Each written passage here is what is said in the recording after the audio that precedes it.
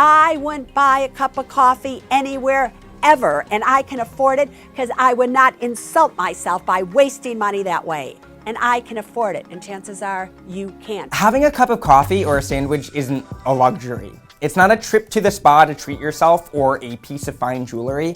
It is basic consumption. And the idea that millennials are struggling due to standard consumption is completely wrong and frankly insulting. Yes, people should examine their daily spending habits. But the real problem is that the economy isn't working right.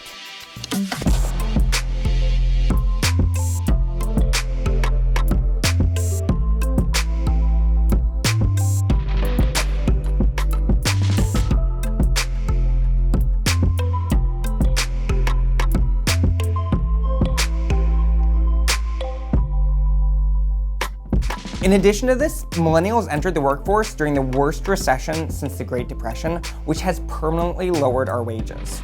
So, can we stop saying millennials are poor because we buy luxury items like coffee and fruit? Do you think that young people have now got the prospect of never owning a home? Absolutely, when you're spending $40 a day on smashed avocado and coffees and not working. Of course. Underneath an economy that is working wrong, where half of the new income goes to the top 1%, millennials are also burdened with ridiculous levels of student debt. Your generation, the younger generation, will in all likelihood have a lower standard of living than your parents. Your generation is leaving school more deeply in debt, having a much harder time finding affordable housing. The jobs that you get will pay less. So the idea of creating a society with more egalitarianism, I think, is very appealing to young people.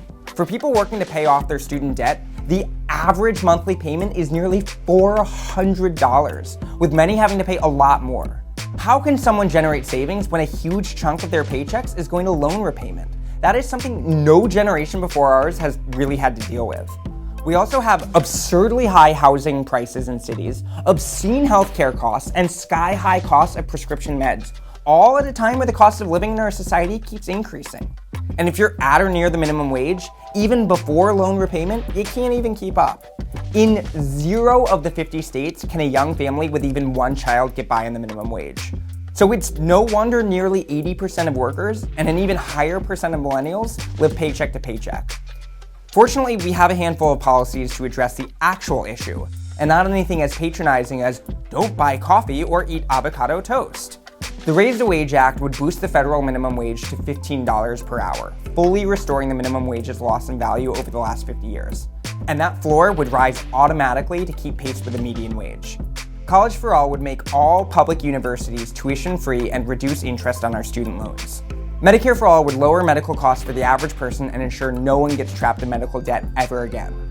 Rather than scolding millennials, wealthy TV personalities might consider instead helping to advocate for legislation that will help fix our society.